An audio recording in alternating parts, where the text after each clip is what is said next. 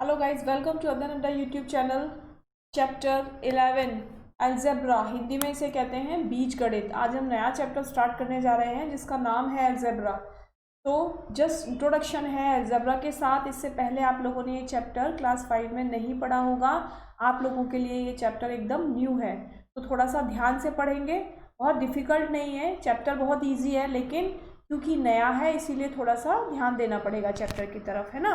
तो हम स्टार्ट करें अपना चैप्टर स्टार्ट करने से पहले अलजेब्रा में कुछ टर्म्स होती हैं। जैसे यहाँ पर लिखा हुआ है ना एन, कहीं पर दिया हुआ होता है एम, ए, बी, तो इनको क्या बोलते हैं? इनको हम वेरिएबल्स बोलते हैं। ठीक है, इनको हम क्या बोलते हैं?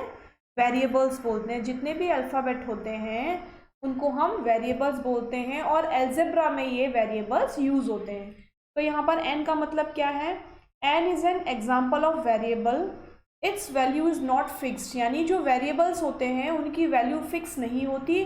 जो भी वैल्यू हमें दी जाएगी, मान लिया बोल दिया कि a इज़ इक्वल टू 2 या b इज इक्वल टू -4, तो क्या यहाँ पर चेंज हो गई ना वैल्यू? यहाँ पर a की वैल्यू 2 हो गई, b की वैल्यू -4 हो गई। इट मीन्स जो वेरिएबल्स होते हैं उनकी वैल्यू कभी फिक्स नहीं होती। जो क्वेश्चन में दे दी जाए या जो क्वेश्चन की रिक्वायरमेंट है उसके अकॉर्डिंग हम उस वेरिएबल की वैल्यू को रख लेते हैं। ठीक है, इसकी वैल्यू कुछ भी हो सकती है। It can take any value 1 2 3 4 5 6। ठीक है, we wrote the rules for the number of matchsticks required using variable N. अब हम क्या पढ़ेंगे? अब हम इस चैप्टर में पढ़ेंगे कि हमने कुछ मैचस्टिक्स यूज़ की हैं जिनसे हमने अल्फ़ाबेट्स बनाए हैं, और उन अल्फ़ाबेट्स में कितनी मैचस्टिक्स यूज़ हुई हैं, उनके लिए क्या हमने रूल फॉलो किया है, ये चीज़ें हम पढ़ेंगे। अभी देखते हैं क्या है क्वेश्चन नंबर 1। क्वेश्चन नंबर 1 है, find the rule which give the number of matchsticks required to make the following matchsticks pattern. Use a variable to write the rule. ठीक है, यानी कुछ मैचस्टिक्स लेकर कुछ अल्फ़ाबेट्स बनाए गए हैं और उन अल्फ़ाबेट्स में कितनी मैचस्टिक्स यूज़ हुई हैं ये हमको वेरिएबल्स के साथ बताना है। फर्स्ट क्वेश्चन क्या है? फर्स्ट क्वेश्चन है हमारा a pattern of letter T. T बनाने में कितनी मैचस्टिक्स यूज़ हुई है? ये देखिए टी बना हुआ है, तो एक मैचस्टिक्स ऐसे ली है, एक मैचस्टिक ऐसे ली है, तो कितनी मैचस्टिक यूज़ हुई हैं? 2 मैचस्टिक यूज़ हुई हैं, है ना। तो इसके लिए क्या लिखेंगे? फ्रॉम द गिवन फिगर या from the figure we observe that 2 matchsticks are required to make a letter T. है ना, कितनी मैचस्टिक्स यूज़ हुई हैं? 2 मैचस्टिक्स यूज़ हुई हैं। Hence the pattern is 2n। तो ये पैटर्न क्या हो जाएगा? क्या हो जाएगा पैटर्न? पैटर्न हो जाएगा 2n। इसी तरीके से z के लिए देखिए, z के लिए 1 2 एंड 3। कितनी मैचस्टिक्स यूज हुई हैं? 3 मैचस्टिक्स यूज हुई हैं। तो क्या लिखेंगे? From the figure we observe that 3 matchsticks are required to make the letter z। Hence the pattern is, क्या हो जाएगी पैटर्न? 3n हो जाएगी। ठीक है, नेक्स्ट देख लेते हैं a pattern of letter you.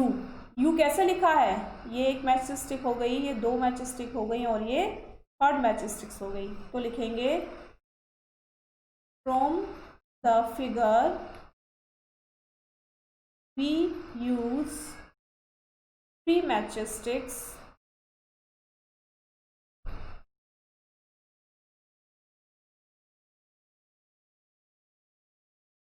For the letter U. Hence, क्या लिखना है? हैंस द पैटर्न इज,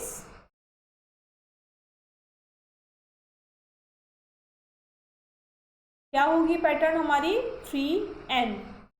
उसी तरीके से इन सब के लिए लिखते जाएंगे from the figure we use 3 matchsticks या फ्रॉम द फिगर यू, ऐसे लिख देंगे। फ्रॉम द फिगर यू यहाँ लिखेंगे from the figure we use 2 matchsticks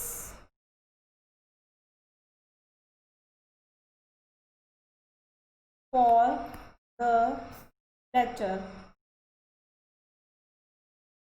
we. Hence the pattern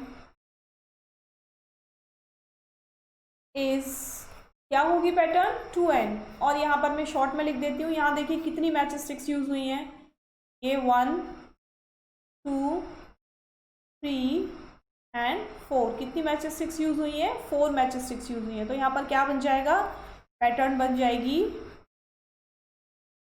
4n। ठीक है, समझ में आ गया सबको क्या पैटर्न बनेगी, 4n पैटर्न बन जाएगी। नेक्स्ट में एस में देख लेते हैं, 1 2 3 4 एंड 5। तो पैटर्न क्या बनेगा, 5n।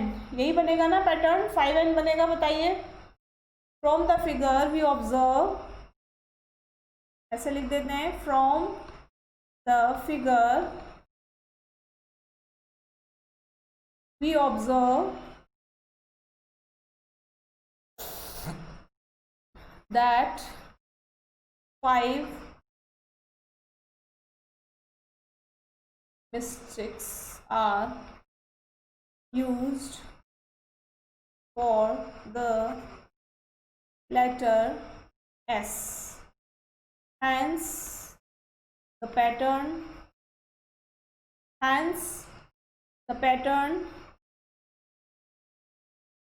is 5n।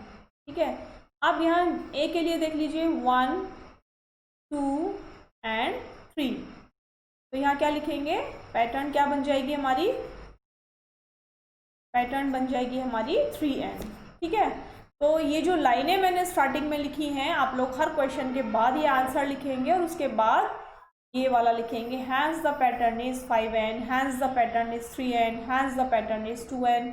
ठीक है, तो क्वेश्चन नंबर 1 हमारा इस तरीके से कंप्लीट हो जाता है। बहुत इजी है ना, नहीं है, कोई डिफिकल्टी नहीं है, केवल मैच स्टिक्स काउंट करने हैं और एक लाइन लिखनी है बस। क्वेश्चन देखिए, question number 2, we already know the rule for the pattern of letter L. L के लिए हमें पता है कितनी मैच स्टिक्स थी, 2n। सी के लिए कितनी बनेंगी, ये देखिए 1 2 3। तो सी के लिए कितनी बनेंगी, 3n। एफ के लिए 1 2 3, इसके लिए भी कितनी बनेंगी, 3n बनेंगी। Sum of these letters from question number 1। Question number 1 में कुछ लेटर्स दिए हुए थे, हाँ जी दिए हुए थे। Give us the same rules that are given by L. L के लिए कितना है, 2n है ना।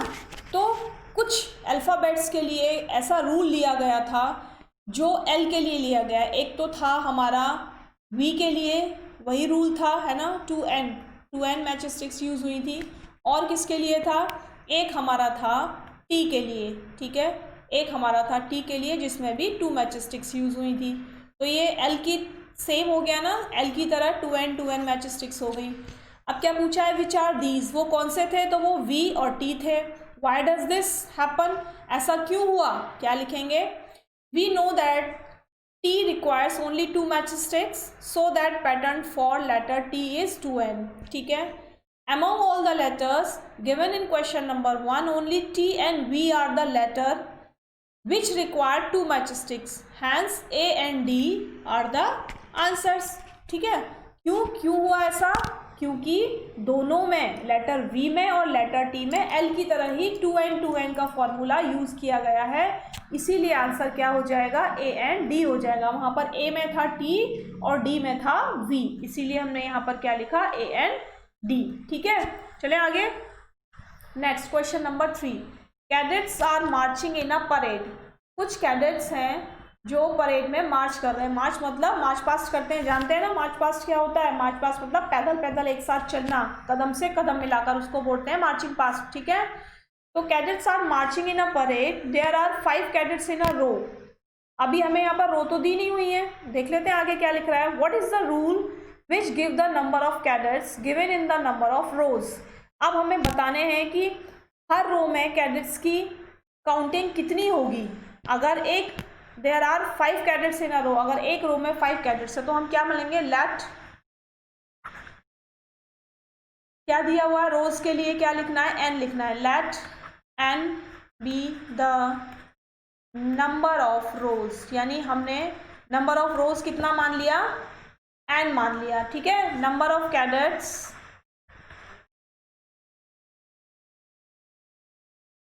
इन ईच रो। एक रो में कितने कैडेट थे? 5 कैडेट्स थे। अब क्या लिखेंगे? Number of cadets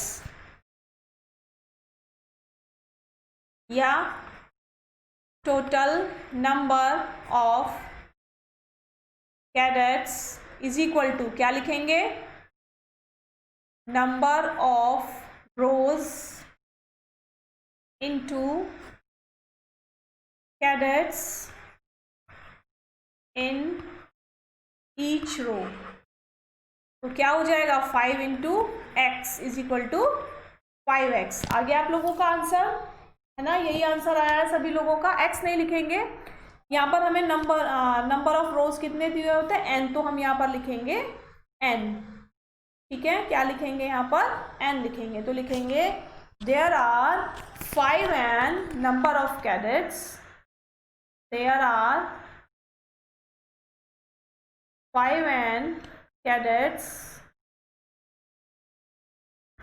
in n rows. ठीक है, ये है हमारा answer. Clear?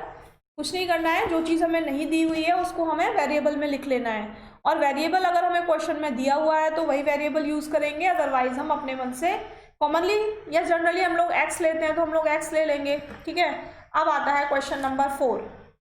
If there are 50 mangoes in a box, एक बॉक्स में कितने मैंगो हैं? 50 मैंगोज हैं। How will you write the total number of mangoes in terms of the number of boxes? तो नंबर ऑफ मैंगोज बताने हैं किसमें? Number of boxes की टर्म्स में। अब यूज क्या यूज करना है? Use b for the number of boxes. तो लिखेंगे यहाँ पर late be the number of boxes. कितने बॉक्सेस हैं? b बॉक्सेस हैं। ठीक है, let b be the number of boxes, number of mangoes in a box.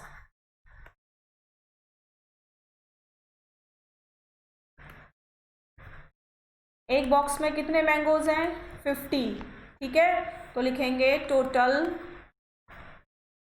Number of mangoes in b boxes. मतलब जितने बॉक्सेस हमारे पास थे उनमें बॉक्सेस में टोटल मैंगोज कितने हैं? तो क्या लिखेंगे? Number of mangoes into number of boxes, यही लिखेंगे ना? दोनों का मल्टीप्लाई कर देंगे, number of mangoes in a box और नंबर ऑफ बॉक्सेस। तो क्या हुआ हमारा आंसर? हमारा आंसर आ गया 50 into b is equal to 50b। तो लिखेंगे there are 50b number of mangoes in b boxes. ठीक है, ये है हमारा आंसर। क्लियर? क्वेश्चन सेम है, जो अब तक हम लोग वर्ड प्रॉब्लम्स करते आ रहे थे वही वर्ड प्रॉब्लम्स हैं, सेम तरीके से करनी है, लेकिन यहाँ पर वेरिएबल्स का यूज़ किया गया है ना? तो उन वेरिएबल्स को लेकर हमें चलना है। वहाँ पर अब तक हम लोगों ने नंबर्स का यूज़ किया था, अब एक तो डिजिट है हमारे पास और एक वेरिएबल है। जैसे मल्टीप्लाई करते हैं सेम मल्टीप्लाई करना है, जैसे प्लस करते हैं सेम प्लस करना है, बस आंसर थोड़ा सा डिफरेंट आएगा। ठीक है, question number 5। The teacher distributed 5 pencils per student. Can you tell how many pencils are needed given the number of students? Use S for the number of students. लिखेंगे let S be the number of student. ठीक है, S क्या है? Number of students हैं, total number of students हैं। तो लिखेंगे अब क्या है? 5 pencils per student। तो लिखेंगे number of pencils per student is equal to 5। ठीक है, यही है ना? Pencils given to each student या number of pencils per student is equal to 5। अब क्या लिखेंगे? Total number of pencils is equal to pencils per student, pencils given per student into number of student। ठीक है, ठीक है। अब क्या आएगा आंसर हमारा, बताइए। यहाँ पर क्या लिखेंगे, यहाँ पर लिखेंगे हम 5 और यहाँ पर लिखेंगे हम s। तो आंसर क्या आ गया, 5s। तो लिखेंगे there are 5s। How can many pencils are needed. तो लिखेंगे there are 5s pencils are needed. Done, ठीक है। ये हो गया हमारा आंसर। कैसे किया, let's S be the number of student, number of pencils per student या number of pencils given to student, given per student 5। Total number of pencils क्या हो जाएगा, इन दोनों को मल्टीप्लाई कर देंगे, pencils given per student into number of student. तो 5 और s का मल्टीप्लाई कर दिया तो 5s आंसर आ गया। There are 5s pencils are needed. Next question देखते हैं। अ बर्ड फ्लाइज 1 किलोमीटर इन 1 minute. Can you express the distance covered by the bird in terms of its flying time in minutes. Use t for the flying time in minutes. क्या करना है हमें, जल्दी बताइए। Let t minutes be the flying time. Let t minutes be the flying time. ठीक है, क्या हो गया, t मिनट हो गया flying time. Distance covered in 1 minute,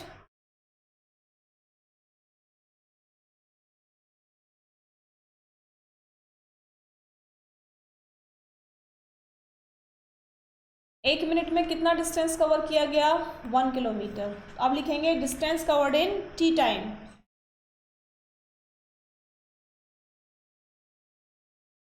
covered in t times. बताइए क्या लिखेंगे, distance covered in t times नहीं, t minutes.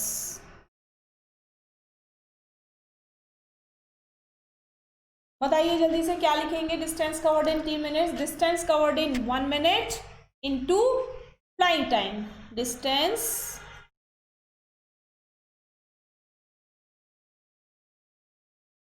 covered in t minutes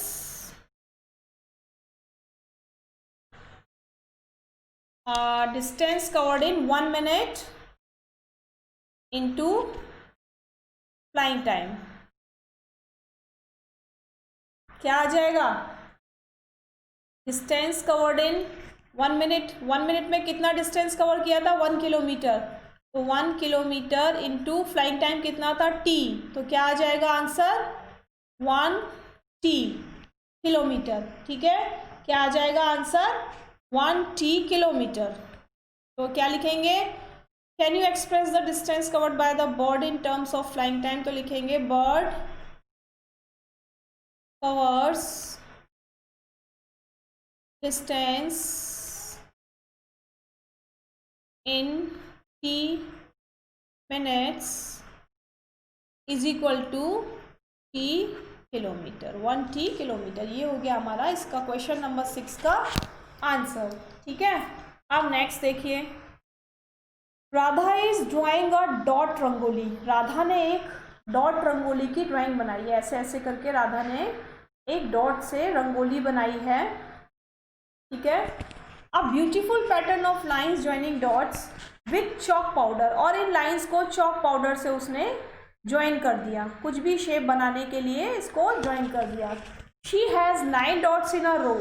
एक रो में कितनी डॉट्स हैं, 9 रो हैं। Number of dots in a row लिखेंगे, number of dots in a row. एक रो में कितनी है, 9 डॉट्स हैं। How many dots will her rangoli have for R rows. लिखेंगे number of rows is equal to R. अब number of rows number of dots in R rows is equal to 9 into R. तो क्या हो गया, 9r हो गया। आ गया 9r, answer आ गया। अब लिखेंगे number of dots in 8 rows, number of dots in 8 rows. क्यों लिखा हमने, क्योंकि यहाँ पर दिया हुआ है how many dots will her rangoli have R rows. R rows में कितनी डॉट्स बन गई, तो 9 बन गई। How many dots are there if there are 8 rows. अगर नंबर ऑफ डॉट्स, अगर नंबर ऑफ रोज अब 8 हो गई तो अब नंबर ऑफ डॉट्स कितनी हो जाएंगी, नंबर ऑफ डॉट्स अगर 8 हो गई तो क्या हो जाएगा, 8 इंटू 9 हो जाएगा। भाई एक रो में कितनी थी, 9, अब 8 रोज में कितनी हो जाएंगी, 8 इंटू 9, 72 डॉट्स। ठीक है, कितनी हो जाएंगी, 72 dots. Number of dots in 8 rows 72 dots. If there are 10 rows, अगर 10 रोज हैं तो लिखेंगे number of dots in 10 rows. भाई एक रो में कितनी है, एक रो में कितनी थी, 9, तो इस यहाँ पर भी 9 से मल्टीप्लाई कर देंगे। कितना आंसर आ गया, कितना आंसर आ गया, 90 डॉट्स। ठीक है, समझ में आया। फिर से एक बार एक्सप्लेन कर देती हूँ। सबसे पहले क्या लिखा, number of dots in a row, एक रो में कितनी डॉट हैं, 9 डॉट हैं। अब टोटल नंबर ऑफ रोज दिया हुआ है r, तो r रोज में कितनी हो जाएंगी, 9 इंटू आर। अब नेक्स्ट क्वेश्चन क्या दिया हुआ है, ये तो हो गया वन पार्ट, ये हो गया हमारा सेकेंड पार्ट। सेकेंड पार्ट में क्या दिया हुआ है, अब नंबर ऑफ रोज 8 दे दी, यहाँ पर नंबर ऑफ रोज r थी तो 9r हो गया। अब number of dots, number of रोज 8 हैं तो कितना हो जाएगा, 8 इंटू 9 हो जाएगा। ठीक, अब थर्ड पॉइंट क्या है, नंबर ऑफ डॉट्स इन 10 रोज। 10 रोज में कितनी है, भाई r रोज में कितनी है, 8 रोज में कितनी है और 10 रोज में कितनी है। सभी को 9 से मल्टीप्लाई कर देंगे 1 बाय 1 और आंसर आता चला जाएगा। तो हमारा फर्स्ट आंसर आया 9r, सेकेंड आंसर आया 72 और थर्ड आंसर आया 90 डॉट्स। क्लियर है ना। बस क्या पता करना था, नंबर ऑफ डॉट्स पता करने थे। एक रो में वो थी 9। अब जितनी जितनी नंबर ऑफ रोज देते जा रहे हैं उतने उतने से 9 को मल्टीप्लाई करते जाएंगे। क्वेश्चन नंबर 7 क्लियर हो गया सभी को, है ना। नेक्स्ट क्वेश्चन देखिए, Leela is Radha's younger sister. Leela Radha की यंगर सिस्टर है। Leela is 4 years younger than Radha, तो लिखेंगे let the age of Radha. Radha की एज लिख सकते हैं हम पहले, let Radha's age, Radha's age क्या लिख सकते हैं, राधा की एज बी x years। जब हमें कोई भी वेरिएबल नहीं दिया हुआ है तब हम वेरिएबल क्या यूज़ करेंगे, x यूज़ करेंगे। क्यों, क्योंकि हमें राधा की एज नहीं दी है, हमें लीला की एज दी हुई है। और क्या दिया हुआ है, लीला राधा की छोटी बहन है और लीला राधा से 4 साल छोटी है। तो अब हम लीला की एज लिख सकते हैं, बताइए, लीला की एज लिख सकते हैं, लीलाज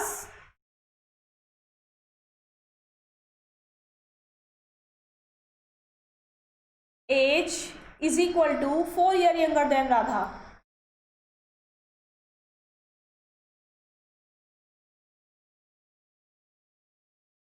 ठीक है, 4 year यंगर होगी राधा से, तो क्या होगा, राधा की एज अगर x है तो लीला की कितनी होगी, 4 year, माइनस कर दो उसमें से, तो ये हो गई हमारी लीला की age. Can you write Leela's age in terms of Radha's age, लिख दिया हमने। ठीक है, लिख दिया, यही हो गई। Take Radha's age to be x years, यानी राधा की एज को x लेना था, तो हमने क्या किया, फिर से एक बार एक्सप्लेन।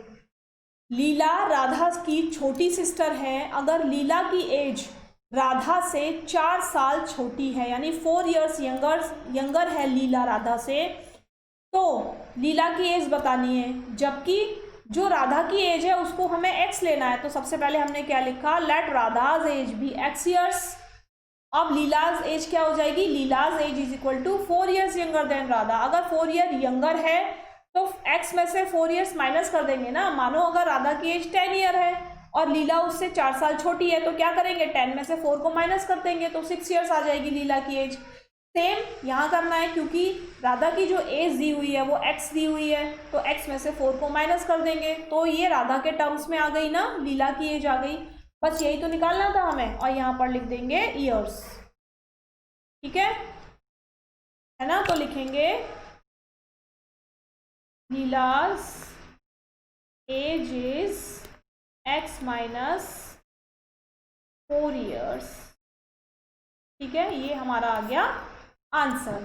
ठीक है, नेक्स्ट देखिए, mother has made laddoos, mother ने कुछ लड्डू बनाए हैं।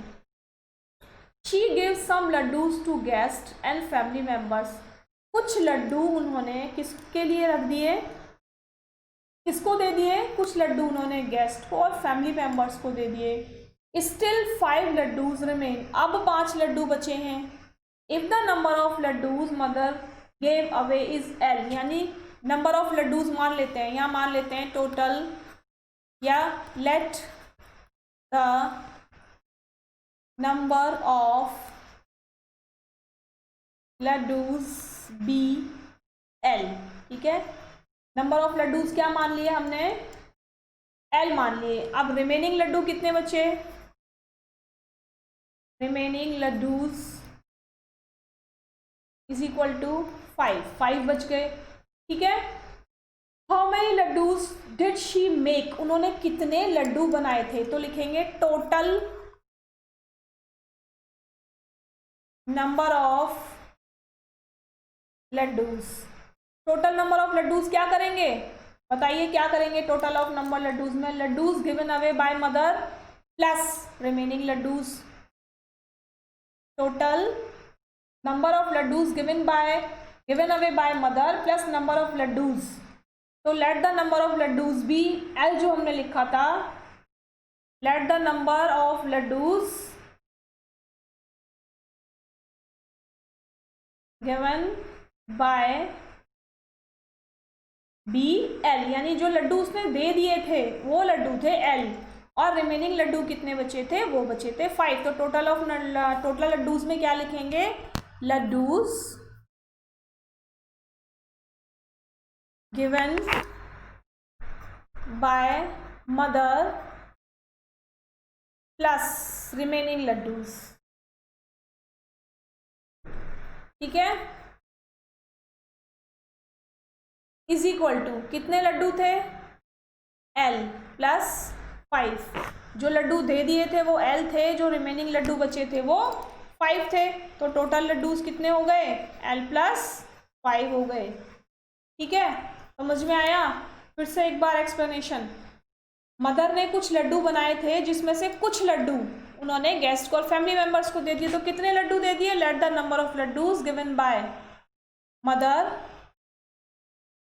यहाँ पर आएगा बी एल, यानी जो लड्डू उन्होंने दे दिए वो लड्डू कितने थे, एल, और कितने लड्डू बच गए, रिमेनिंग लड्डूज 5 बच गए। तो टोटल लड्डूज बताने हैं, टोटल लड्डूज कैसे निकालेंगे, जो लड्डू दे दिए और जो लड्डू बच गए दोनों को प्लस करके आंसर आ जाएगा। ठीक है, तो ये हमारा आ गया L plus 5 laddoos, total laddoos आ गए हमारे। ठीक है, चलिए क्वेश्चन नंबर 10 आप लोग कीजिए जरा। Question number 10, number of oranges in a small box, oranges are to be transferred from larger box into smaller box, कुछ ऑरेंजेस को यानी ऑरेंजेस को ट्रांसफर किया जा रहा है बड़े बॉक्सेस से छोटे बॉक्सेस में। When a large box is emptied, अगर लार्ज बॉक्स खाली हो जाता है, the oranges from it fill 2 smaller boxes, तो जो ऑरेंजेस थे एक बड़े बॉक्स में जो ऑरेंजेस थे उनको 2 छोटे बॉक्सेस में डाला गया और 10 ऑरेंजेस बच गए जो बॉक्स में नहीं आए, दोनों में से किसी बॉक्स में नहीं आए। If the number of oranges in a small box are taken to be x, यानी एक जो स्मॉल बॉक्स था उसमें अगर ऑरेंजेस कितने लिए गए हैं, एक्स लिए गए हैं, तो what is the number of oranges in the larger box, तो बड़े वाले बॉक्स में ऑरेंज कितने थे। तो क्या करेंगे, देखिए ऐसे तो सीधा सीधा निकालेंगे कि अगर एक छोटे बॉक्स में x ऑरेंज है तो 2 छोटे बॉक्स में कितने हो गए, 2x हो गए और 10 ऑरेंजेस बच गए, तो ये हमारी इक्वेशन बन गई 2x + 10। तो लार्ज बॉक्स में कितने आ गए, लार्ज बॉक्स में हमारे टोटल 2x प्लस 10 आ गए। भाई 2x कैसे हुआ, एक बॉक्स में x है तो दूसरे बॉक्स में भी तो x होंगे, है ना। तो x प्लस x कितना हो गया, 2x हो गया। और कितने ऑरेंजेस बाहर बच गए थे, 10 ऑरेंजेस बाहर बच गए थे, तो सबको प्लस कर दिया हमने। तो लार्ज बॉक्स में कितने आ गए, 2x प्लस 10 आ गए। ये तो हमारा हो गया सीधा सीधा आंसर। अब हमें इसको आंसर को कैसे देना है, अब हमें इसको आंसर को देगा number of oranges in a small box. Number of oranges in a small box is equal to x। एक छोटे बॉक्स में कितने ऑरेंजेस बताए, x। तो नंबर ऑफ ऑरेंजेस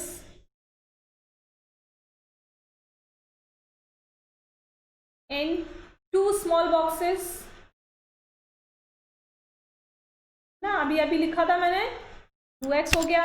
अब कितने बच गए, नंबर ऑफ ऑरेंजेस रिमेन्ड,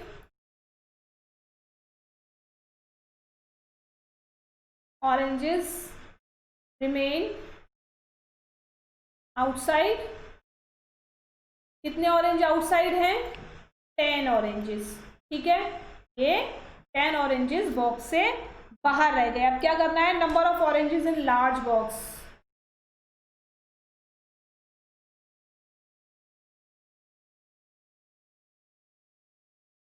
क्या करेंगे बताइए जल्दी से, फटाफट बताइए क्या करेंगे। Number of oranges in 2 small boxes plus number of oranges remain outside. लिखेंगे number of oranges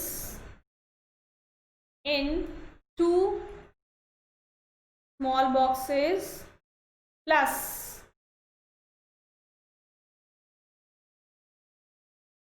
oranges remain outside. ठीक है, अब क्या करना है, 2x प्लस 10। तो कितने हो गए, number of oranges in large box कितना हो गया, 10 ऑरेंजेस हो गए। 2x plus 10 oranges in large box. ठीक है, ये हो गया हमारा आंसर। डन। क्या किया, सबसे पहले number of oranges in 1 small box, number of oranges in 2 small boxes, number of oranges remain outside. फिर क्या करेंगे, number of oranges in large box. अब लार्ज बॉक्स में कितने हो जाएंगे, इन दोनों को प्लस करके लार्ज बॉक्स में आ जाएंगे। तो ये हमारा आंसर आ जाएगा। ठीक है, next question. Look at the following match sticks pattern of square. कुछ पैटर्न अभी आगे दिखाएंगे, जो पैटर्न दिए हुए हैं क्या करना है उनको, the squares are not separated. तो कुछ स्क्वायर्स बने हुए हैं जो सेपरेट नहीं है। 2 neighbouring squares have a common match sticks, यानी अगर दो स्क्वायर बनाए हैं तो ये जो एक मैच स्टिक है ये दोनों में कॉमन है, इस वाले में भी और इस वाले में भी। इसी तरीके से हमारी शेप्स बनती हुई चली गई हैं। Observe the pattern and find the rules that give the number of match sticks in terms of the number of squares. अब हमें क्या बताना है, नंबर ऑफ मैच स्टिक्स बतानी है, किसकी टर्म्स में, terms of the number of squares. Hint क्या है, हिंट है if you remove the vertical stick at end you will get a pattern of CS। यानी अगर हम एक स्टिक हटा देते हैं तब क्या होता है, देख लेते हैं एक बार। देखिए, ये फर्स्ट है, ये सेकंड है, ये थर्ड है और ये फोर्थ है, यानी ये हमें कुछ शेप्स दी गई हैं। अब इसके लिए हमें फॉर्मूला बनाना है। बताइए इसके लिए हम क्या फॉर्मूला बनाएंगे। देखिए, we may observe in the given match sticks pattern the number of match sticks are 4। इसमें कितनी है, 4, इसमें कितनी है, 7, इसमें कितनी है, 1 2 3 4 5 6 7 8 9 10। ठीक है, इसमें कितनी होंगी, 1 2 3 4 5 6 7 8 9 10 11 12 13। ठीक है, कितनी कितनी मैच स्टिक्स ऐड हो रही हैं, यहाँ पर देखिए 3 मैच स्टिक्स ऐड हो गई, यहाँ पर भी 3 मैच स्टिक्स ऐड हो गई और यहाँ पर भी 3 मैच स्टिक्स ऐड हो गई। सभी में 3 मैच स्टिक्स यूज हो गई ना। अब क्या लिखेंगे, therefore the pattern is 3x plus 1। यानी जो पैटर्न हमारा बन रहा है, देयरफॉर द पैटर्न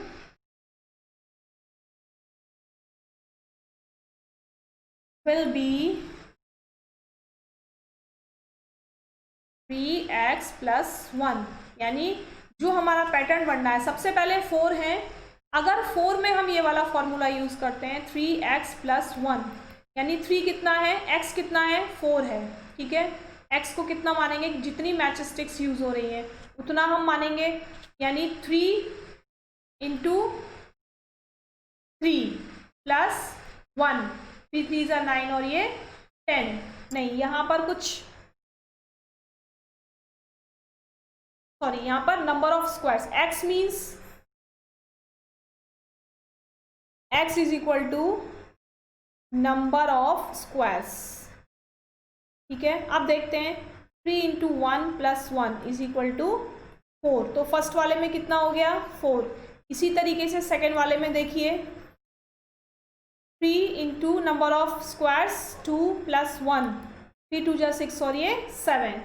तो क्या पैटर्न यूज हो रहा है, therefore the pattern will be 3x + 1, जहां पर x = नंबर ऑफ स्क्वायर्स है। तो हमें पैटर्न बताना था, क्या पैटर्न यूज हो रहा है। तो क्या पैटर्न यूज हो रहा है हमारा, 3x + 1 वाला पैटर्न यूज हो रहा है, ठीक है। नेक्स्ट क्वेश्चन देखिए, figure this gives a matchsticks pattern of triangle as in exercise 11.a above, find a general root that gives the number of matchsticks in terms of the number of triangle। अभी हमने जो square में formula use किया था उसी तरीके से एक जनरल फॉर्मूला यहाँ भी यूज करना है।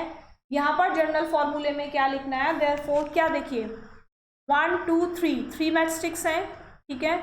यहाँ पर 1 2 3 4 5 मैचस्टिक्स हैं, यहाँ पर 3 थी 5 थी, यहाँ पर 1 2 3 4 5 6 7 मैचस्टिक्स हो गए, 1 2 3 4 5 6 7 8 और 9 हो गए। कितने प्लस हो रहे हैं हर बार 2 मैचस्टिक्स प्लस हो रही हैं, यहाँ पर 2, यहाँ पर 2 और यहाँ पर 2 मैचस्टिक्स प्लस हो रही हैं, ठीक है। तो लिखेंगे देयरफॉर द